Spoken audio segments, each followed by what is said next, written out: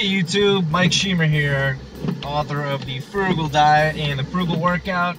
I've got another nutrition tip for you. Actually, it's a workout tip as well, but always stay sufficiently hydrated. Always have a water bottle on you at all times. Decreased dehydration rather, is one of the most common forms one of the most common factors negatively affecting your performance, both mental and physical. So that's the whole big deal with Gatorade, and the whole big deal with athletes getting enough hydration before, during, and after their workouts, their practices, their games, especially in hot and humid conditions. So I always try and have my good old Camelback.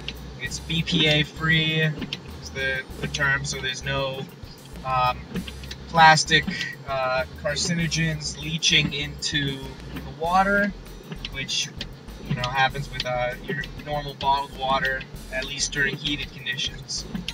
But if you're dehydrated, it could cause damage to your kidneys. It can reduce mental performance. You can get muscle cramps. 2 miles, take left. A lot of negative factors.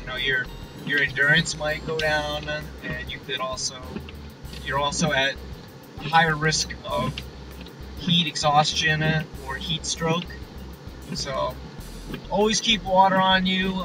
Make sure you hydrate before, during, and after workouts or your athletic practices or your athletic events or games. Doesn't matter. I like to try and take a little little sip of water at least every 10 minutes during my workout. I don't know if it's just a habit type thing or if it's more mental for me, but even just a quick sip of water seems to help me recover a little quicker in between every 5 sets or 6 sets or something like that, maybe. Or at least every 10 sets of exercises. It depends on how intense they are and how quick you're moving. But overall, you hear you should drink 64 ounces of water per day, which equals 8 servings of 8 ounces of water. A regular cup is 8 ounces. If you're very active or you sweat a lot, or it's hot or humid, then that number is going to go up. It might go up to 96 ounces or something around there.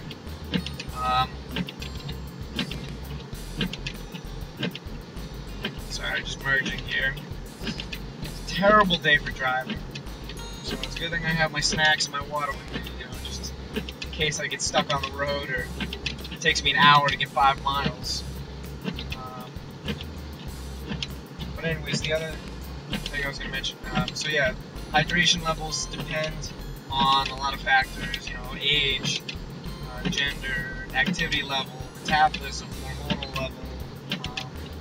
If you're taking in a lot of protein, you want to make sure you're adequately hydrated, so you want to drink in even more water. If you're taking protein, extra supplemental protein, and you're taking supplemental creatine, whatever the form, whether it's creatine monohydrate or it's an advanced creatine ester, ethyl, whatever the more advanced forms are, you still need more water because there's going to be extra water retention into your muscle cells.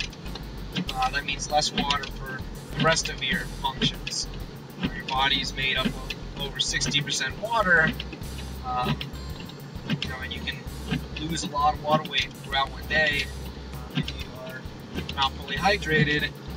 So it's that important. The body's made up of majority of water, so it's just common sense. You have to stay hydrated. If you're taking in a lot of caffeine, a lot of coffee, energy drinks, tea, whatever the deal is, caffeine and coffee especially is a diuretic, so that's going to dehydrate you even more. So the basic rule of thumb is for every caffeinated drink you have, for every cup of coffee you have, you need to drink an extra 16 ounces of water, which may seem like a lot, and that's just for a regular 8-ounce premium cup of coffee, and no one drinks those anymore. People, always drink 12 to 16, maybe 20-ounce cups of coffee now, your Starbucks and Dunkin' Donuts. So, probably better off slightly overhydrating and underhydrating. And also, I didn't touch on it, but the reason that you want to drink plenty of water while you're taking in all the extra protein and creatine, if you are, is because you don't want to stress your kidneys. All that extra protein and creatine can stress your kidneys a little bit, so you need to make sure you're adequately hydrated, and that's going to help reduce the stress on your kidneys a little bit. So I hope the tip helps. It's a simple one, but very often overlooked by even elite athletes. So even by myself at times. So always have your water on you, and remember to stay hydrated. Good luck, YouTube, and stay healthy.